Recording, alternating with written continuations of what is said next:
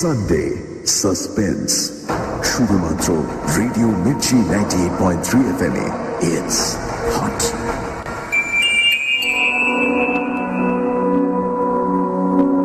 বাংলা সাহিত্যের রোমাঞ্চকর কিছু গল্প দিয়ে সাজানো আমাদের এই বিশেষ নিবেদন সানডে সাসপেন্স।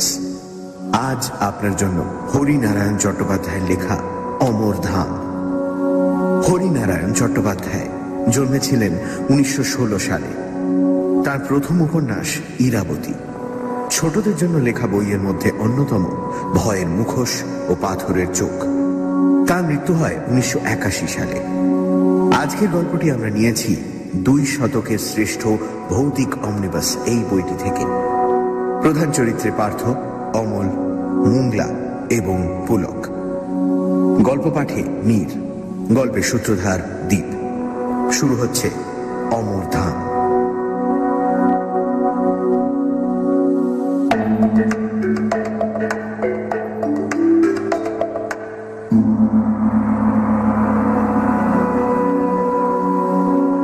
মাসখানেক ধরে শরীরটা খারাপ হয়েছে। যা খাই অম্বল হয়। বিকেলে মাথার যন্ত্রণা, রাতে ঘুম নেই, কাজে একেবারে উৎসাহ পাচ্ছি না। পাড়ার ডাক্তার বলল ওষুধে সাময়িক উপকার হতে পারে, কিন্তু স্থায়ী কিছু হবে না। তার চেয়ে বরং ভালো জায়গায় চেঞ্জে চলে যান, মাস 2 থাকলেই সেরে যাবেন। কোথায় যাব তাই নিয়েই সমস্যা। এক এক বন্ধু এক এক রকম উপদেশ দিতে লাগলো।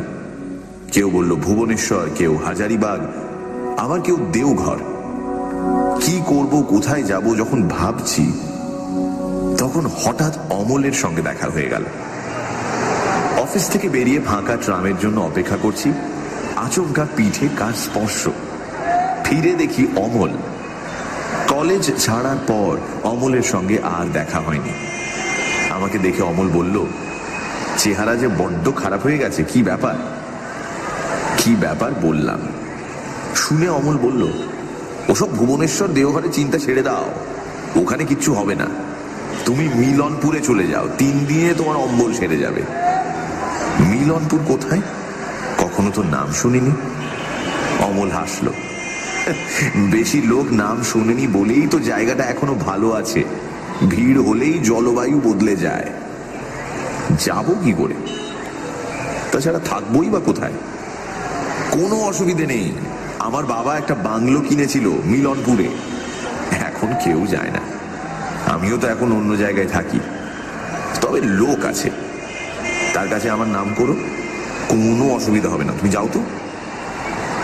অমল আরো বলল, গিরিডি স্টেশনে নেমে বাসে 13 মাইল। মিলনপুরে নেমে অমর ধাম বললেই যে কোনো লোক দেখিয়ে দেবে। তুমি চলে যাও, শরীরটা সারিয়ে এসো। তাই গেলাম। মিলনপুরে যখন নামলাম তখন রাত প্রায় 8টা। চারিদিক অন্ধকার। একদিকে নিচু নিচু পাহাড়, আর তার কোলে ঘন অরণ্য। আরেকদিকে সরু নদী, প্রায় নালার মতন, কিন্তু কি জলের গর্জন! স্রোত পাথর থেকে পাথরে লাফিয়ে চলেছে। টর্চ জেলে কোনো রকমে এগোতে লাগলাম। সরু পায়ে চলা পথ, লাল মাটি, মাঝে মাঝে কালো পাথর। অন্যমনস্ক হলে হোঁচট খাবার আশঙ্কা। পথের একপাশে একটা মুদির দোকান। মুদি ঝাঁপ বন্ধ করছিল। আমি গিয়ে দাঁড়ালাম। এখানে অমরধাম কোথায় বলতে পারো? মুদির লণ্ঠন তুলে কিছুক্ষণ আমার দিকে দেখে বলল, সেখানে তো কেউ থাকে না, বাড়ি একেবারে জঙ্গল হয়ে আছে। বুঝলাম, মুদি বাড়িটার সম্বন্ধে বিশেষ খোঁজ রাখে না। জঙ্গল হলে কি অমল আমাকে আসতে বলতো? এমন হতে পারে মালি হয়তো বাড়ির চারপাশ পরিষ্কার করে না, তাতেই আগাছা জন্মেছে। আমি বললাম, ঠিক আছে, বাড়িটা কোন দিকে বলো তো? মুদি বলল, সোজা চলে যান, সামনে একটা নিচু টিলা দেখবেন, সেটা বাঁ দিকে রেখে ঘুরে যাবেন। এক জায়গায় গোটা 4 শাল গাছের মেলা, আর পাশে সাহেবদের গোরস্থান। সেইটা ছাড়িয়ে একটু এগোলেই সাদা পাঁচিল ঘেরা অমরধাম। এক হাতে সুটকেস আর এক হাতে টর্চ। সাবধানে এগোতে লাগলাম। রাত 9টার বেশি হয়নি, কিন্তু এই জনমানবহীন ঘন জঙ্গলে ঘেরা অন্ধকার জায়গায় মনে হচ্ছে যেন নিশুতি রাত। ঝিঁঝি ডাকছে, ঝোপে ঝোপে জোনাকির ঝাঁক। মাঝে মাঝে পায়ের কাছে খড়খড় শব্দ করে কি যেন সরে যাচ্ছে। সাপ হওয়াও বিচিত্র নয়। এক সময় নিচু টিলা পেলাম, গোরস্থান। অন্ধকারে অনেকগুলো আলোর ফুটকি, সম্ভবত শেয়ালের চোখ।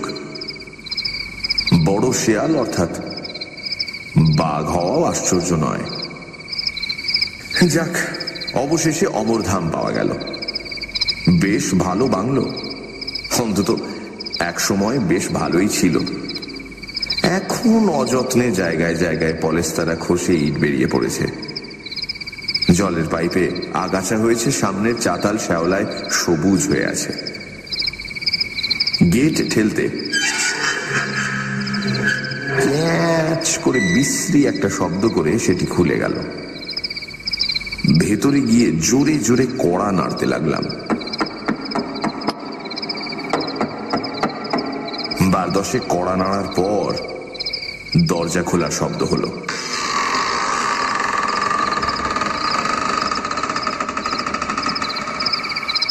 বারান্দায় গলা শোনা গেল। কে? আমি অমলের বন্ধু, আমার আসার কথা ছিল। আরে পার্থ না? আরে তোমার জন্যই তো অপেক্ষা করে রয়েছি। দাঁড়া দাঁড়া, দরজা খুলে দিচ্ছি।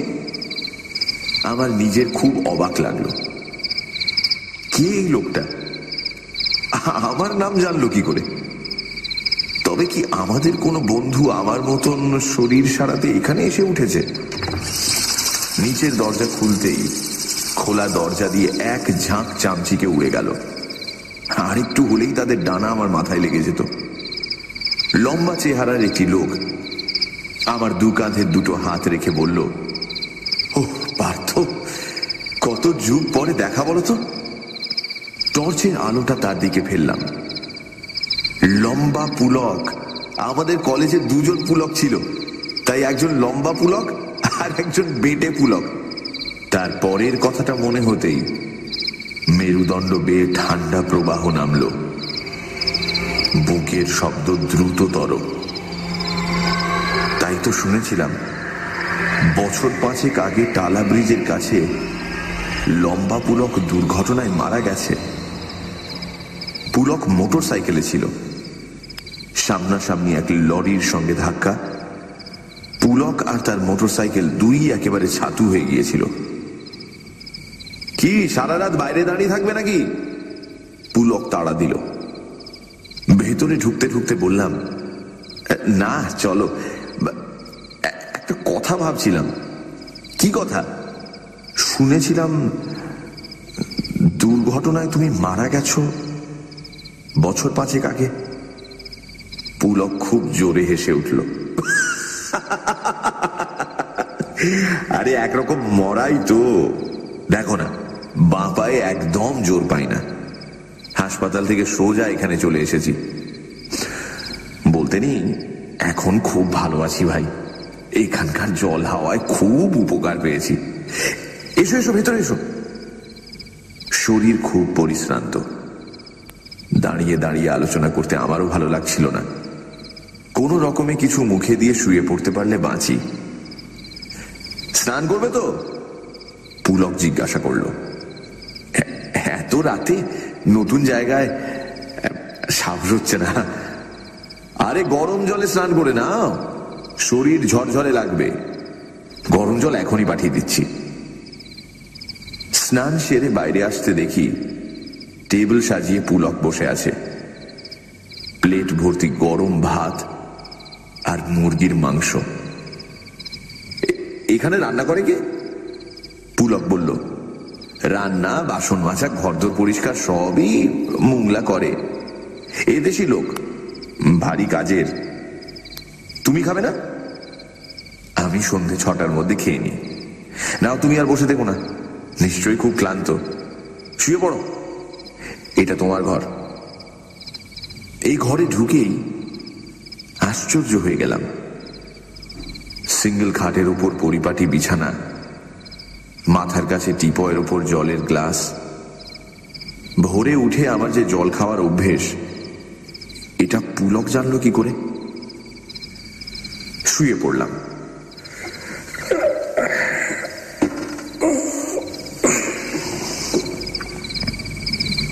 বিছানায় গা ঠেকানো মাত্র গভীর নিদ্রা।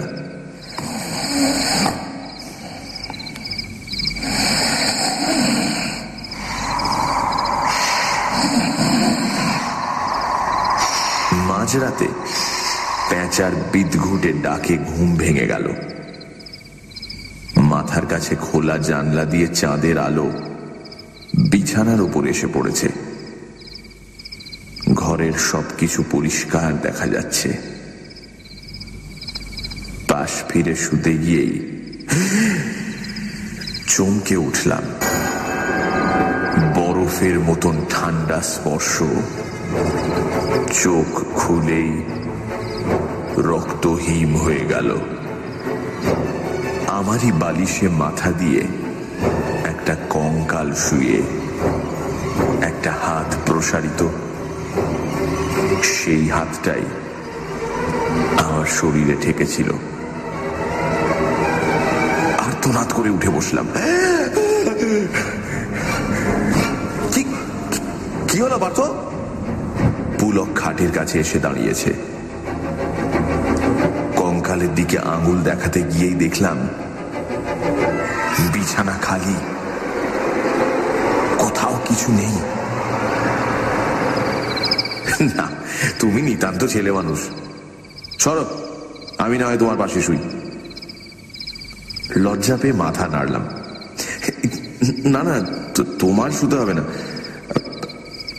তুমি যাও। পুলক সরে গেল।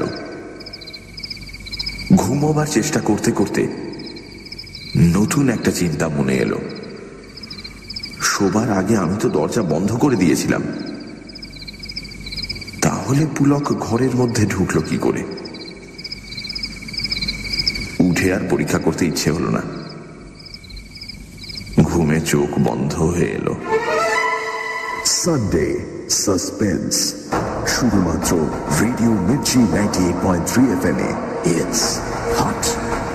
গল্পের পরবর্তী অংশ ব্রেকের পর।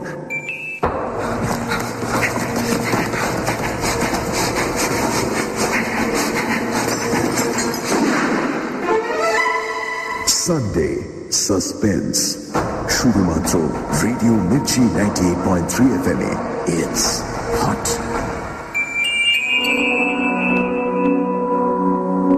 সানডে সাসপেন্সে আজ হরিনারায়ণ চট্টোপাধ্যায়ের লেখা অমর ধাম। পার্থ শরীর সারাতে বাইরে কোথাও যেতে চায়। রাস্তায় হঠাৎ পুরনো বন্ধু অমলের সঙ্গে দেখা। অমল পরামর্শ দিল মিলনপুর যেতে। মিলনপুরে অমলদের একটা পুরনো বাংলো আছে, অমর ধাম। সেখানেই পার্থ গিয়ে স্বচ্ছন্দে থাকতে পারে। অমরধামে পৌঁছে পার্থর দেখা হলো পুলকের সঙ্গে। পুলক খুব খাতির করল, কিন্তু পার্থ শুনেছিল কয়েক বছর আগে নাকি পুলক অ্যাক্সিডেন্টে মারা গেছে। রাতে হঠাৎ ঘুম ভেঙে পার্থ দেখল তার বিছানায় তারই পাশে শুয়ে একটা কঙ্কাল। পার্থর চিৎকার শুনে পুলক খাটের কাছে এসে ওকে আশ্বস্ত করে বলল, তুমি নিতান্ত ছেলে মানুষ। তারপর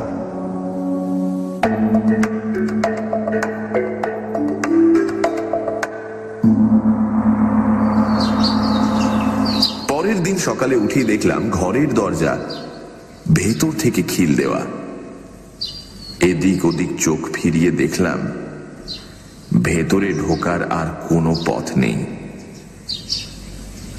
তাহলে পুলক কাল রাতে ঘরের মধ্যে ঢুকলো কি করে? দরজা খুলতেই পুলককে দেখলাম বাগানে দাঁড়িয়ে আছে। কাল রাতে তার ঘরে ঢোকার কথা বলতেই সে হেসে উঠল খুব জোরে। তুমি নিশ্চয়ই স্বপ্ন দেখেছো। আমি আবার কখন তোমার ঘরে ঢুকলাম? পার্থ, কি হচ্ছে কি? স্বপ্ন তা হবে, কিন্তু এত পরিষ্কার স্বপ্ন জীবনে কখনো দেখিনি। এখনো চোখের সামনে যেন ঘুমন্ত নরকঙ্কালটা দেখতে পাচ্ছি। মুখ হাত ধুয়ে নাও, মুংলা এখনই চা দিয়ে যাবে। বারান্দায় দুটো বেতের চেয়ার পাতা, মাঝখানে গোল বেতের টেবিল। হাত মুখ ধুয়ে একটা চেয়ারে বসলাম।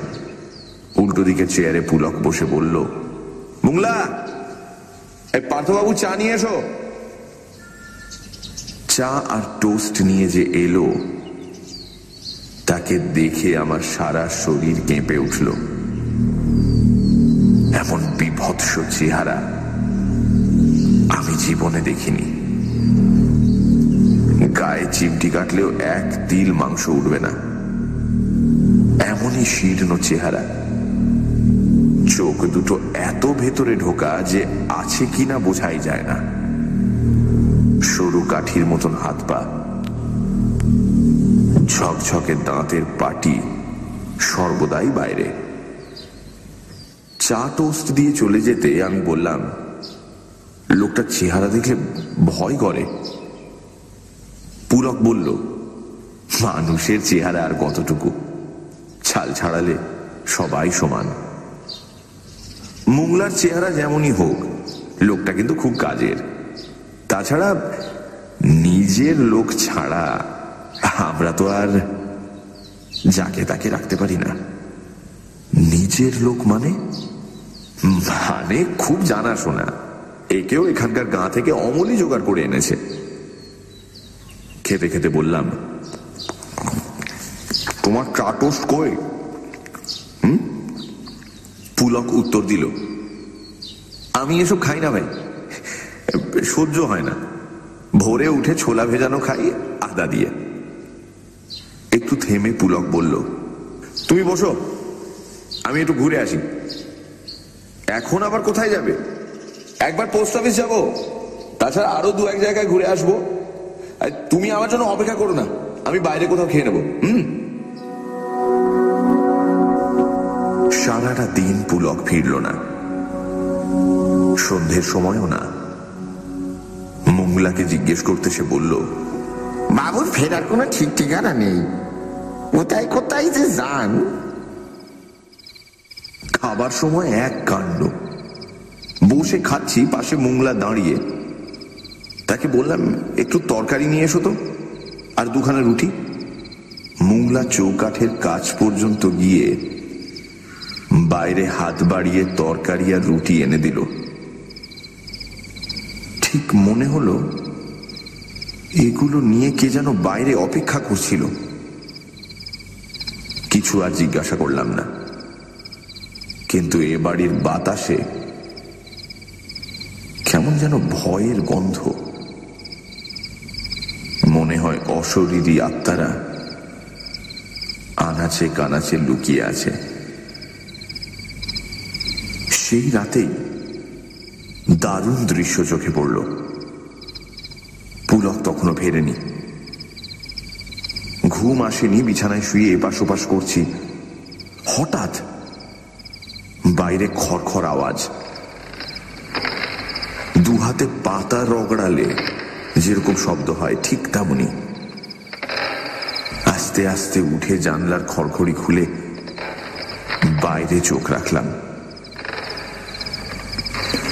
ম্লান চাঁদের আলো, খুব স্পষ্ট নয়, আবার একেবারে অস্পষ্টও নয়। উঠোনে একটা গুঁড়ির ওপর দুটো কঙ্কাল ঘেঁষাঘেঁষি বসে, একজনের হাত আর একজনের গলায়।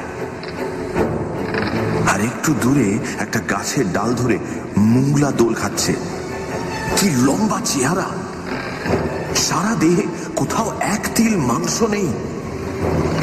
চোখের দুটো গর্ত থেকে গাঢ় লাল রং বের হচ্ছে। অজান্তেই মুখ থেকে একটা আর্তনাদ বের হয়ে গিয়েছিল। সঙ্গে সঙ্গে কঙ্কাল দুটো ফিরে দেখল। চোখ নেই, তবুও কি মর্মভেদী দৃষ্টি। বুকের রক্ত শুকিয়ে জমাট হয়ে গেল। আশ্চর্য কাণ্ড, একটু একটু করে কঙ্কাল দুটোয় মাংস লাগলো। সেকেন্ড কয়েকের মধ্যে দুটি পূর্ণ মানুষের মূর্তি ফুটে উঠল। তখন আর চিনতে অসুবিধে হলো না,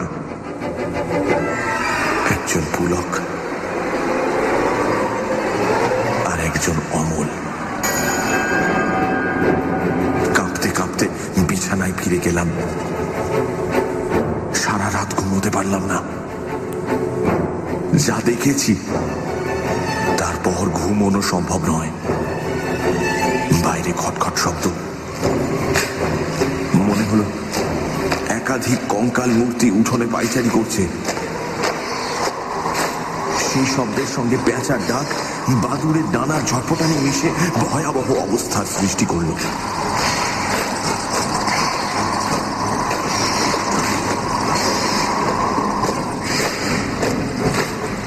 ভোর হতে আর এক মুহূর্ত অপেক্ষা করিনি।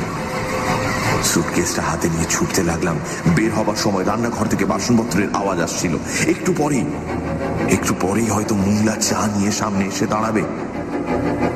দিনের আলোতেই মুংলার মুখোমুখি দাঁড়াবার সাহস আমার নেই।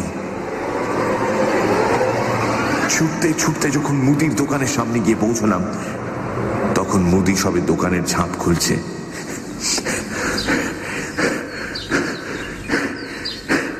হাঁপাতে হাঁপাতে বললাম,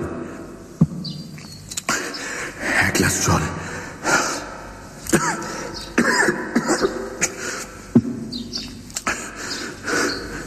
মুদি আমাকে দেখে অবাক, বোধহয় জীবন্ত দেখবে আশাও করেনি।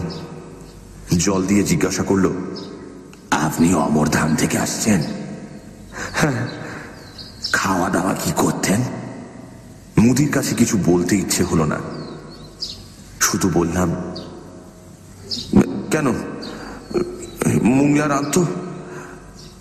মুদির মুখটা হাঁ হয়ে গেল, দুটো চোখ বিস্ফারিত। কাঁপা গলায় বলল, মুংলা মানে মুংলা মুন্ডা? মুংলাকে তো বছর 5 আগে অমরধামের এক গাছের ডালে ঝুলন্ত অবস্থায় পাওয়া গেছিল। আত্মহত্যা? কি জানি, অনেকে বলেছিল বিষয় সম্পত্তি নিয়ে গোলমাল হওয়ায় ভাইপোরাই নাকি মেরে ঝুলিয়ে রেখেছিল। আর দাঁড়ায়নি। গিরিডি না পৌঁছানো পর্যন্ত শান্তি নেই। অমরধামের বাসিন্দারা গন্ধ শুকে শুকে হাজির হলেই সর্বনাশ। বাকিটা শুনলাম গিরিডি স্টেশন মাস্টারের কাছে।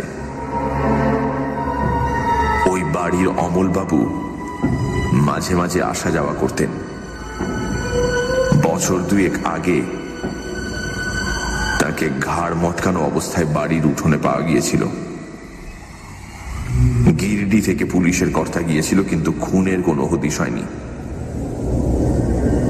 মাথাটা ঘুরে উঠল। তাহলে কলকাতার রাস্তায় অমলের সঙ্গে দেখা, আমাকে মিলনপুরে আসার আমন্ত্রণ করা, এসবের কি ব্যাখ্যা হতে পারে? আর পুলকের দুর্ঘটনায় মৃত্যু, এই তো আমার জানাই ছিল। নিজেদের দল বাড়াবার জন্যই কি আমাকে ডেকে আনা হয়েছিল? তাহলে মুঠোর মধ্যে পেয়ে ছেড়ে দিল যে? গলায় পইতে আসে বলে কি জানি। যত ভাবি এ প্রশ্নের কোনো উত্তর পাই না।